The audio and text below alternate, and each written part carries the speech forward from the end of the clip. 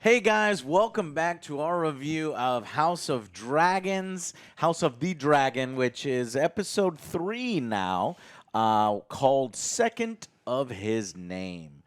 I'm going to kick it directly to you guys. What did you think of the third episode? Is it coming into its own? Is it getting better? Is it getting worse? What do you think?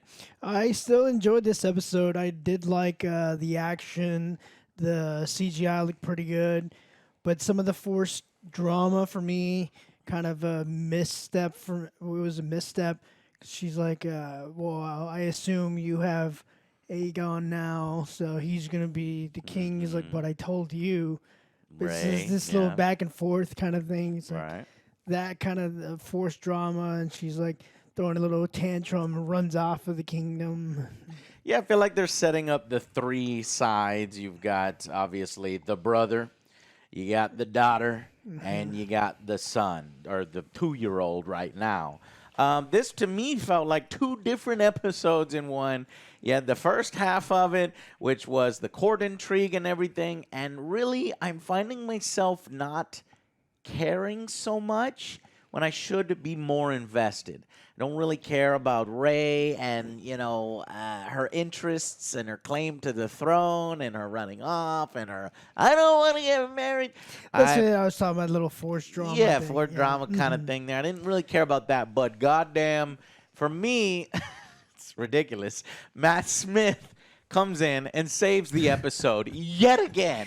It's becoming a meme, at this point. Everybody's like, he's the best part of the show. He's the best part of the show. Here we go, episode 3. And he literally carries the show on his back on this particular one because there is an amazing battle sequence with the crab guy who The Crabfeeders. Crabfeeders, who, Daemon Targaryen feels like he needs to single-handedly try to fix his fuck up and win this war before his brother can come support him to try to take the glory from this battlefield. So, felt it was a tale of two episodes. What about you, Alex? Yeah, I don't know if I'm liking it so far. I think that the writers forget that there's a time jump because there's a 2-year time jump, and she's been pissy for 2 fucking years and didn't talk to her dad once about, Yes. are you replacing me? Like, it's fucking wild to me that 2 years go by and she's been an asshole for 2 years. This is the first time they've sat down, and he's like, no, I wavered one time. It's I never. definitely a TV thing where it's like they're showing her pissed off now. Yeah. When they probably it's tough to do with a time jump, right? Yeah, I think political intrigue is one of the things about the Game of Thrones universe that I love the most, and I just don't think that they're handling it super well here.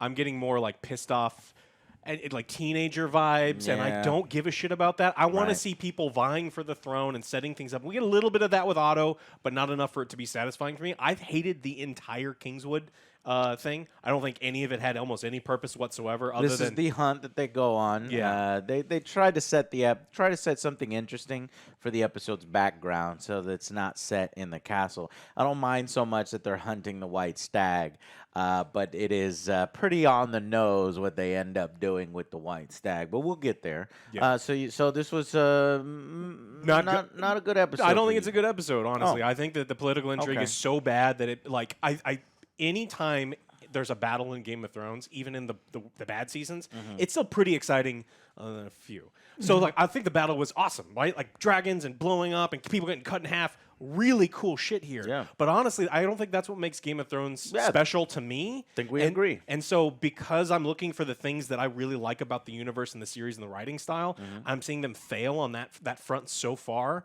It has me really, really worried. I don't know if I don't think I can even say that I liked this episode very much because I think the intrigue stuff is really failing. I think the intrigue stuff is succeeding with Daemon specifically, and him trying to outdo his brother and the battle sequences. But I totally agree with you that that first half of the episode seems like a pale comparison, pale pretender to the throne, let's say, right? Game of Thrones, and that the characters here. And the court intrigue of shall we marry off Ray? It will increase her status, and he's got a son. The entire kingdom expects him to switch the heir from her to his son, and he's like, "No, I'm not gonna do that. I'm serious about her being, Ray. Y'all shut the fuck up." And He's told absolutely everyone that except for her for 2 years. right, and so again that would be the writing side of it. Yeah. But I'm also having a problem with the characters being kind of dull. I don't, this love story here that they're doing with Ray and her Christian. Colton or something like that. Oh. Yeah, her King's The Guard, knight, yeah. the knight.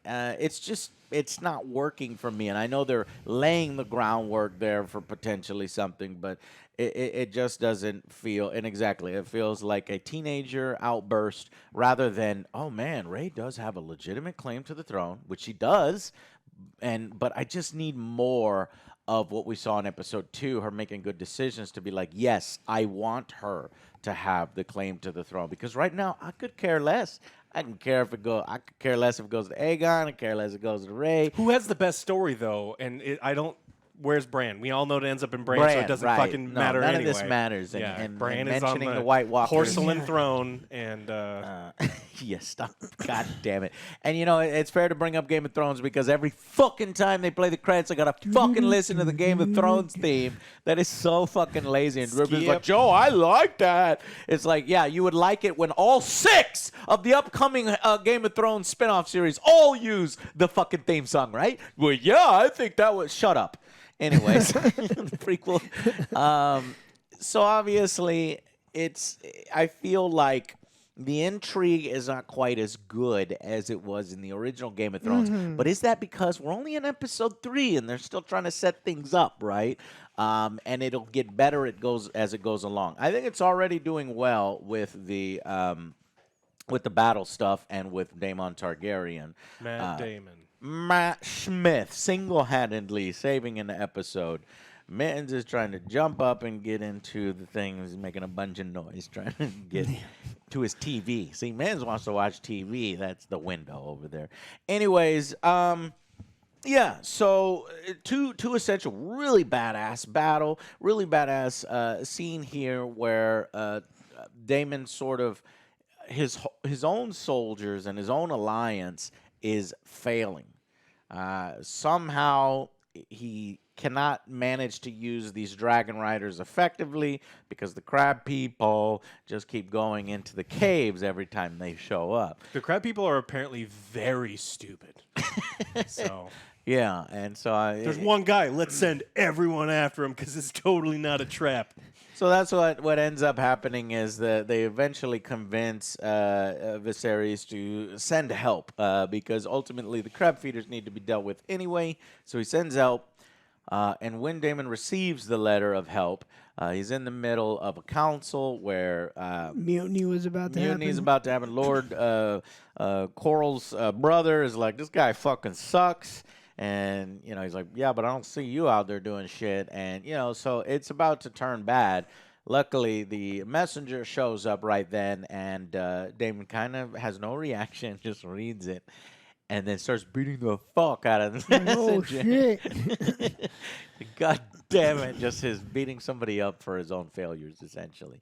But it does spur him into action, as I said in the previous review, that I think Daemon is motivated by his brother, and he's motivated to finally do what is necessary, which is a plan of action where he gonna do a suicide mission essentially and lure out the entire crab army. Why? I guess.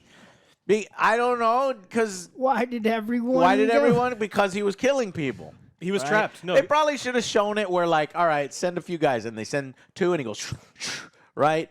And then he's like, what, is that all you got? He's like, oh, okay, send 4. And then the 4.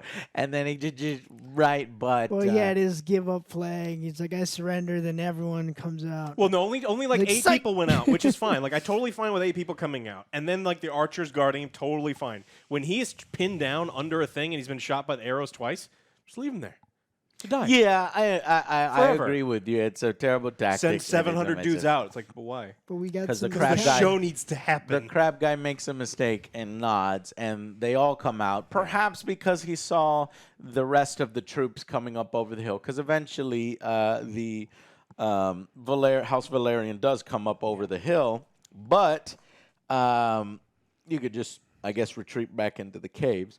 But because they're so hyped up because this guy's killing everybody and you can't kill him, that's the excuse there. We're going to bring everybody out into the open. Smash the caves, leave them trapped inside. And that's that's what we would have done. Starved them, right? If you just treat it like a fucking a castle siege, it would have gotten completed.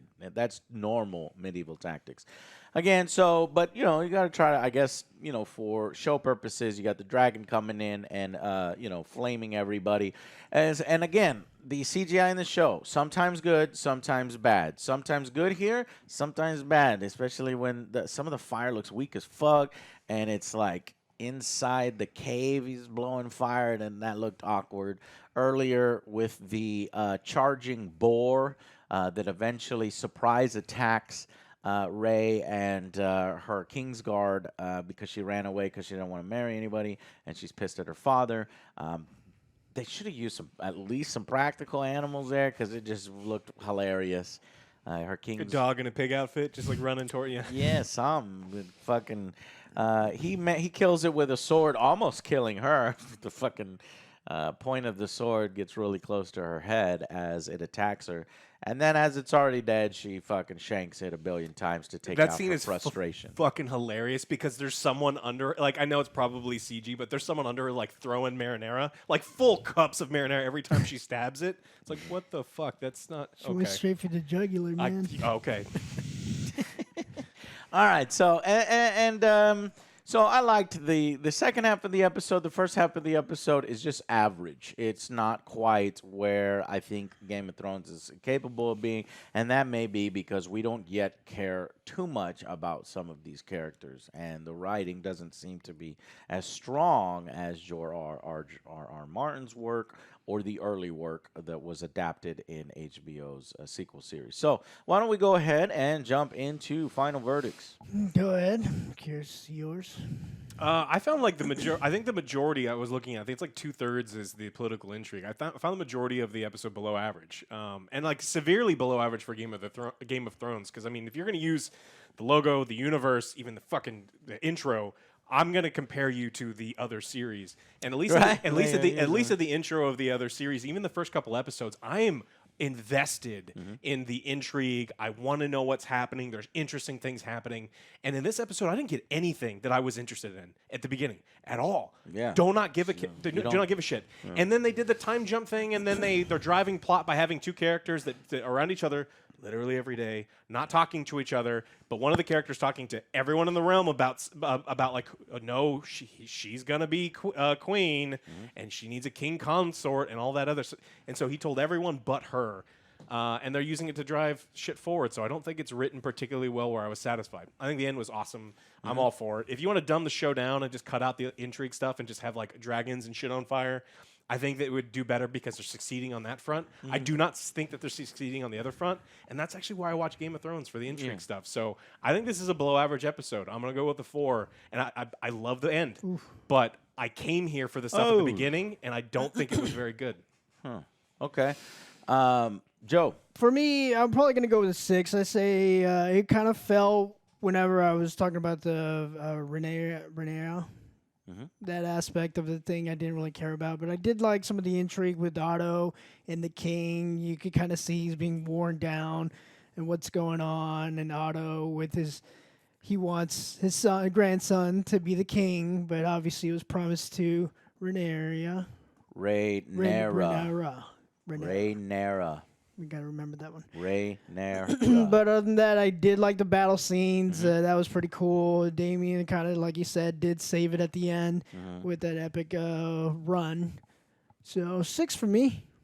Yeah, okay. God damn it. I hate always being the most positive here. Fuck. Because I was by the end of the episode, I was like fucking 8, man. I was so hyped on that goddamn Damien scene and the battle. But to be fair, if Alex is right and this shit is 2/3 the intrigue stuff that's not quite working, the time jump stuff is a little annoying to me because I think I'm not saying there shouldn't be a time jump. I'm just saying give me 2 episodes of that stuff rather than a single one, right? We could have seen Daemon come in and get some initial early wins and then start to get the attrition because of the clever tactics of the Crabfeeder and give Crabfeeder a little bit more to his persona to kind of give him, because he's just kind of there and he looks up and he's just he's an observer, and then he gets his ass kicked in a brutal, glorious way. But for the show, I just need off screen, exactly. So a little too much off screen happening here that would then otherwise strengthen the show, and then have Rhaenyra talk to her father a little bit more about what's going on here and what's building and brewing. But yes, ultimately I do feel like it was saved there at the end by his scene. So, yeah, I'm gonna have to lower it because so much of it was that average political intrigue, and we've seen it done better in Game of Thrones and some of the time jumps. So I'm going to go instead of 8, I'm going to go 7 out of 10. I'm still really liking the series. I'm still very encouraged of the series. I am engaged and ready to go. Most of it is really being held up by Daemon, and I hope they manage to make Rey a little bit more interesting for me, because to me it feels so forced. Especially with the white heart stuff, this stag that's like white. They talk about how it is a amazing omen, signs and importance that Aegon, it's his name day, his second birthday, and if they can manage to get this white thing, it's meant to be. Well, it turns out that they find the stag and it's brown. So it's not what they wanted. It's not what they expected, kind of casting a shadow on Aegon's potential claim to the throne. And just so happens, I knew it was going to happen, that Rey is visited by the White Hart. And this is the showrunners. It feels more like the showrunners showing us who they picked to run the throne, or who you should be focusing on as the showrunner. And I just don't feel like it's earned yet. Like fucking Daenerys earned that shit, and I was behind her 100% through all of her actions. But this I'm not really behind this. Well, they have all the subtlety of a fist in your ass. Like it's just like moody right teenager on the fucking face. It's like, come on. Like you can be more subtle about it. You can take this your point time. I want Daemon. Yeah, fucking kill everyone. Like all these idiots. Just fucking get rid of them. Yeah, so that's where I'm at right there. So 7 out of 10 for me. We'll go into an episode breakdown next. But yeah, let's jump right into it.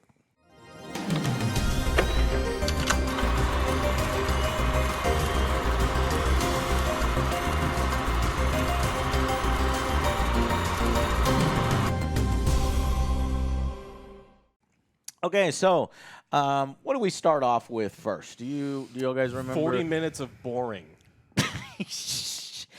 Starts with the battle. They try to make it more exciting. That's true, right? So yeah, that's where we start off. We start off with some early. They try to do what I said, but truncated, where it's an early victory. The dragons are coming in and eviscerating some of the Crabfeeders' forces until the Crabfeeders start firing arrows at the dragons, flaming arrows, as if the dragons give a fucking shit, but they do, and they're getting hit. And it's more the dragon riders are getting hit as well. And so they have to retreat into the caves, and thus, because of that, a combined army of I guess the gold cloaks are supposedly there. I didn't really see any, but the combined army of Daemon's forces and of House Valerian are losing. 700 foot soldiers and 60 knights remain. To the Crabfeeders, which I don't know if I buy, but okay, fine. We have to. If you have two dragons and dragon riders, you the guys problem are shitty. the problem with dragons in Game of Thrones is they're so much more exciting when they're immature or they don't exist. Because when they are present, it's so hard for me to believe that the dragons could in any way be not losing. Being used correctly. Yeah, they could literally walk into. You have just cornered your forces. You stick a dragon right in front of that fucking cave and go World War II flamethrower style. Yeah. What you have to do is you have to write the scene in a way where the dragon rider, who's the only weakness of a dragon whatsoever, lands and stops. That's what happens. So he stops. He's being an idiot. He just stands there, and the dragon's just like, "Oh, cool archers and shit," and just you would never stop. Ever, under any circumstance, you would just do strafing runs forever. It's like landing your airplane around all the infantry and makes you a fucking idiot. Oh, no. My cockpit is getting shot up. Yeah. We are losing the war. Yeah, don't stop. Yeah, some bad decisions were made. You're a flying tank with a flamethrower. Again, done for drama's sake. So we get a little bit of that. Early wins though for Daemon until it becomes a war of attrition. Clearly, but a lot of that we are cutting away. So we are cutting away to something less exciting, which is a hunt for Aegon's second name day, my king. And it shall be a good omen. And during this, his daughter is essentially pissed off at him the whole time because he tried. We see a cameo, not a cameo, just an appearance of a house that we know and love, the Lannisters. This guy's beard looks fucking ridiculous. He looks stupid. He's, I guess it's supposed to be that way because he's so full of himself. His pride has pride. Because lions. Yeah, and just this actor, no disrespect, but like he's nowhere on the level of any of the Lannisters that we've seen before that really give off that kind of vibe where you're like, you piece of... He tries, and he does an all right job, but it just doesn't quite come through here, and in the way that it needs to be. But she's pissed off that her father's trying to marry her off because she doesn't want to get married. Even though, you know, she knows her duty, and this is in this particular It's a time strength in period. alliance. No one's above duty. But you are. You could still be You're right. the queen. You're right. Hey, you didn't want to Right. marry her in the first place. He's like, yeah, you're right. I did it. Yeah. So, what else? Help me out here. It's that for 30 minutes. I mean, It's it's a that, huge she group of runs people. off. Yeah, the queen is pregnant, by the way. I Again, didn't yeah. expect her to be double pregnant. So she got the Aegon and now potentially another son. Begon. Doesn't really matter because... Soon. Doesn't really matter because obviously he's not going to have a claim. Aegon has a claim. But she basically feels not only, you know, cast aside. She feels cast aside and neglected because... Because she didn't ask. Well, not only that, but I guess exactly that too. But the whole kingdom assumes that because Aegon now exists, that it's going to automatically go to him. And I guess that's kind of what I assumed too. But because there was this pronouncement and all the individual houses pledged their allegiance, here's where we're having some good seeds of planting of war and why there really would be the war. Yeah, Unless the king can be convinced, and that's what the Otto subplot is. We need to convince him to switch his heir to your son. Yeah, the problem I have with this is the king in close quarters talking candidly with people. He's like, no. I said she was going to be the heir. That hasn't changed. Yeah. And he tells these people that. And so we know his feelings, but he won't make his feelings be known. It would be so much more satisfying if he's like, no, she's going to be the heir. And then there's a plotting, like serious plotting, not just like Otto comes in for 30 seconds and does like, this isn't little finger level plotting. He's just like, hey, you should go hang out with the king. He's sad right now. like, And my grandson should be king. And that's like the level of plotting that we give Otto. And I love that actor, Yeah. by the way. He's Yeah, amazing. he's good. But it's like, I just need better because we've seen better with the same title. Some machinations behind, like, oh, we're going to get the handmaiden to do this to convince him this way. And then there's new interesting handmaiden is whispering into his ear. Just do anything to where these political maneuverings feel more impactful. Anyways, people are advising him again. That guy that's giving him good advice. Hey, man, you should marry, ally the two strongest houses. You didn't want to do that. Here's some of my advice again. You got to marry off Ray to form strong alliances. So, obviously, one suitor was Jason Lannister. Of Casterly Rock, and she doesn't like that guy. But he recommends another potential suitor, Lenore Valerian, Lord Coral's son. I don't remember seeing him ever. I don't think that's that commander who was talking shit about Daemon on the battlefield. I guess he's just... maybe he's the rider that screamed Dracarys, maybe. That's the guy that they want her to marry, but I don't remember seeing him last episode. I didn't remember seeing him, so I can't put a face with him. But that could go a long way to repair the rift, and I'm thinking that's the smart choice, right? Didn't they say his brother at one time, Aegon? Oh yeah, Otto. Okay, yeah. so then there's two other choices. I guess she's starting to form a relationship with this guy who doesn't really have much of a title, who has her personal bodyguard, Lord Colton, right? So that could potentially be somebody that she can marry, but that's not going to help the kingdom at all. But that's going to be her choice, right? Because later on, the king is like, I want you to decide. So that could be her choice. Another final choice, which was disgusting and is what Targaryens do, and apparently pissed off a bunch of reviewers on Rotten Tomatoes saying it's just like, oh, well, I Have guess you seen the fucking Habsburgs? You goddamn idiot. Just look at a haven't picture. seen- Google the Habsburgs and look at that just like real goofy fucking face. They were all drooling and they couldn't think. That happened. That actually happened in real life. This shit happened. Royalty is gross. Sophie Gilbert of The Atlantic, HBO's hottest new series is all about incest.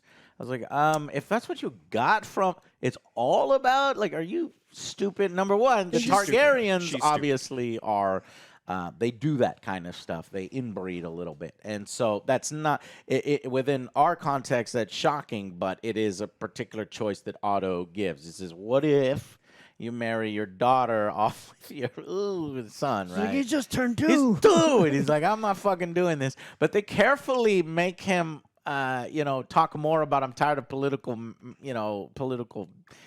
maneuvering rather than, well, that's disgusting. I don't like incest, and he's too young. And no, he does say too young, but it actually is a potential. I don't know how it goes in the books, but that's gross, and that would be weird unless they're going to do multiple time jumps or more time jumps. I thought for sure he was going to get, this show was going to get real fucking gross, and then Otto was going to be like, what about me? We could just daughter swap, bro. High five and stuff. And I was like, no, I don't want that. What the fuck are you talking about? That's what that's what Otto did the last time. He's just like, So yeah, take my daughter. Yeah. All right. But then that's when we get the scene where the king is convinced to go ahead and send aid by his queen. His queen, Alicent, is doing the right thing. It says, help your brother out. He's like, I don't want to fucking help him. He's an asshole. And these guys are going off without my permission to do shit. They're like, yeah, but do you need to get rid of the crab feeder? Would it be good for the kingdom for him to be gone? Yes. So it's going to send 10 ships and a bunch more people. That's what spurs Daemon into action immediately. And then we have a badass scene where it's like, well, they were already thinking we need to lure them out and we need a prize big enough to where they would come out. So they use Daemon as we rose over there with a white flag to, surrender. And then they send a few guys first and he tricks them. They take his sword. That kind of convinces the crab feeder that everything's okay. Maybe put out a little bit more men. And then he starts stabbing everybody. And takes off like a bat out of hell. And then hundreds of arrows are being fired. And everybody's a shitty-ass shot. But he is a man on a mission. And I was rooting for Daemon in that moment to kick some ass. And he kicks some ass. Stupidly, the crab feeder decides to pour more infantry out from the caves, thus making himself vulnerable. As they notice, a big army comes from the caves, and then at that point, when you already have men out in the open, you're kind of forced to engage. So that kind of addresses what that is, where it's like, well, maybe if we go back in the caves, we'll be trapped. So it's just you can't control your men at that point. It's happening. Yeah, there's just zero reason to send any. After the first 10 people, you don't send your whole army. He sent down. 4, and then he kills all 4. And then you send another 4, and then he kills all 4. He was just trapped. No, he was fucked forever. Oh, yeah, literally, he could not move. Yeah, he lives under there forever, and then... I think what they do is they show the army coming at that point. And the other dragon. No, he was circled. He was completely surrounded. Yeah, That's he right. was. Basically, he sends the whole... sword on. and then the dragon shows up. So they pour out the whole army for... Not too bright, not too smart. The crab feeders. Because you crab people. Pinch. So that's when so they essentially turn a losing battle into a winning battle, and this is gonna it was glorious. He goes, I hate that it's off screen, but goes into the cave, comes out later, and he's dragging the torso. I wanted to see that. I was like, I want to see this big baddie. I was like, what's his deal? No, nothing. Nah, okay, he's nobody. all right. He's a shitty. Fuck, He's man. We half could have the got man some. he used to coulda be. got Come on, some- give him... Could have got some tension out of it, but instead we get brutality out of it. Fucking guts hanging out and everything. Just torso with only one arm. And everybody is going to see that and realize that Daemon is the man. And he has a claim to the throne. It'll strengthen his throne. It'll push him forward in the direction that he needs to become the sort of third claim. So you get, Rey, you get the brother, you got Aegon, obviously, and I don't know, three-way battle, I guess.